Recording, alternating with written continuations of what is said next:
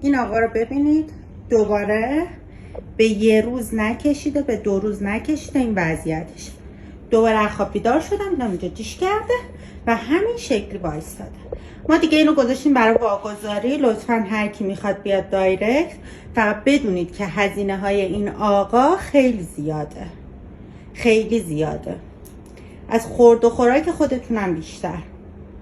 میتونید ببینید تو استوریا چجوری غذا میخوره، لایف استایلش چیه و این شکلی هم حرف گوش میده، قول میده. قولاش هم اصلا به درد پدرش هم نمیخوره. قولاش این شکلیه. این قولیه که چند وقت پیش ما اینو گذاشتیم برای واگذاری. لطفا بیاین دایرکت، شرایطتون رو بگید به آدم که بتونه با این هاپو بی تربیت کنار بیاد. واگذارش میکنیم و بری واگذار.